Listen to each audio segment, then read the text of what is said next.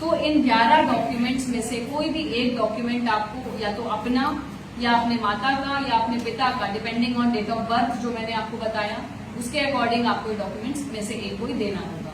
अब वो क्या डॉक्यूमेंट्स हैं, इस सीरियल नंबर के अकॉर्डिंग मैं आपको एग्जैक्टली वही बता रही हूँ। पहला है केंद्रीय, राज्य या पीएसयू के नियमित कर्मचारी पेंशन भोगी को निर्गत कोई पहचान पत्र या पेंशन भुगतान आदेश, जिसे हम पीपीओ कहते हैं। सरकार या स्थानीय प्राधिकरण या बैंक या डाकघर या एलआईसी या पीएसयू के द्वारा भारत में 1/7/1987 से पूर्व निर्गत किया गया कोई भी पहचान पत्र, प्रमाण पत्र या दस्तावेज। सक्षम प्राधिकार द्वारा निर्गत जन्म प्रमाण पत्र, पासपोर्ट, मान्यता प्राप्त बोर्ड या विश्वविद्यालय द्वारा निर्गत मैट्रिकुलेशन या शैक्षणिक प्रमाण पत्र, सक्षम राज्य प्राधिकार द्वारा निर्गत स्थायी निवास प्रमाण पत्र, वन अधिकार प्रमाण पत्र जो मोस्टली ट्राइबल्स को मिलता है, सक्षम प्राधिकार द्वारा निर्गत ओबीसी, एससी, एसटी या कोई भी जाति प्रमाण पत्र, राष्ट्रीय नागरिक रजिस्टर जहां जहां पर ये उपलब्ध है, राज्य स्थानीय प्राधिकारों द्वारा तैयार किया गया पारिवारिक रजिस्टर या सरकार की कोई भी भूमि या मकान से आवंटन प्रमाण पत्र। तो इन 11 डॉक्यूमेंट्स में से कोई भी एक डॉक्यूमेंट, यदि आपका 1987 के पूर्व का जन्म है तो खुद के लिए देना होगा, यदि 1987 से 2004 के बीच का जन्म है तो अपने लिए देना होगा, प्लस अपने किसी एक पेरेंट के लिए, माता या पिता के लिए देना होगा, और यदि 2004 के बाद का जन्म है तो ऐसे 3 डॉक्यूमेंट्स आपको देने होंगे, पहला खुद के लिए, दूसरा माता के लिए और एक पिता के लिए। तो ये हमारा पूरा प्रोसेस रहेगा। अब मैं आपको थोड़ा सा इसके शेड्यूल के बारे में बता देती हूँ।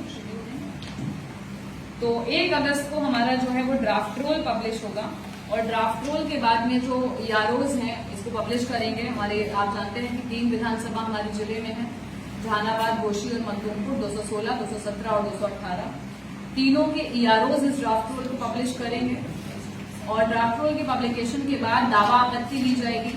यदि कोई व्यक्ति 26 जुलाई तक अपना फॉर्म डॉक्यूमेंट्स के साथ जमा नहीं कर पाता है तो उसका नाम ड्राफ्ट रोल में नहीं आएगा।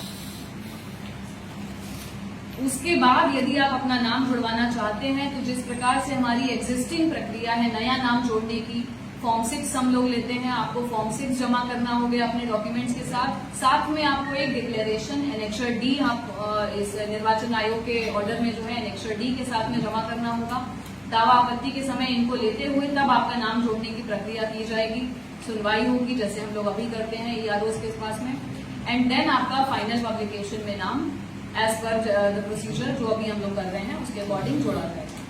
अब मैं आपको इसके शेड्यूल के बारे में बता देती हूँ। जैसा कि मैंने आपको पहले भी बताया कि 25 जून से लेकर के 26 जुलाई के बीच में ईआरओज के द्वारा प्री फिल्ड एन्यूमरेशन फॉर्म, गणना प्रपत्र सभी एग्जिस्टिंग इलेक्टर्स को दिए जाएंगे।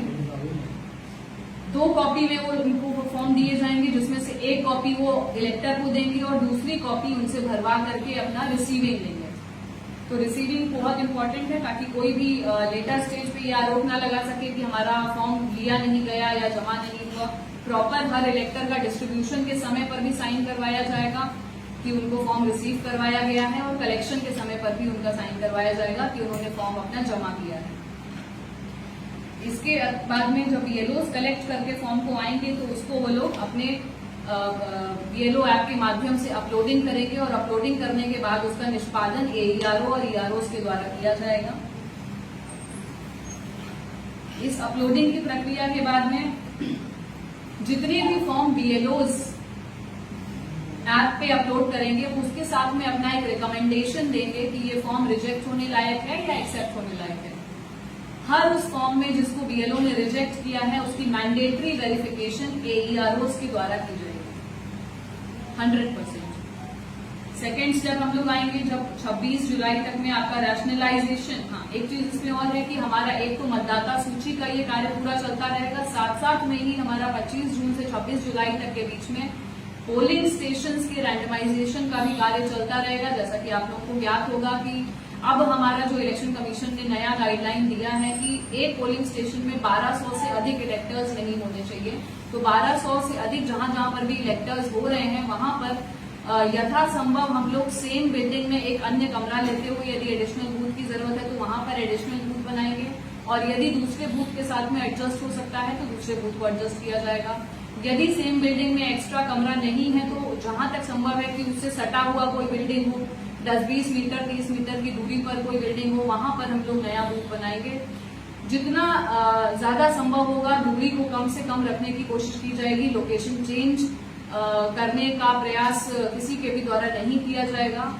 और ये आप लोगों को आश्वस्त करते हैं कि पूरी प्रक्रिया पूरी तरह से पारदर्शी है। पॉलिटिकल पार्टीज के साथ में भी इसको लेकर के मल्टीपल टाइम्स मीटिंग्स हो चुकी हैं और जो भी प्रोसेस हुआ है उससे उनको लगातार अवगत कराया जाता है।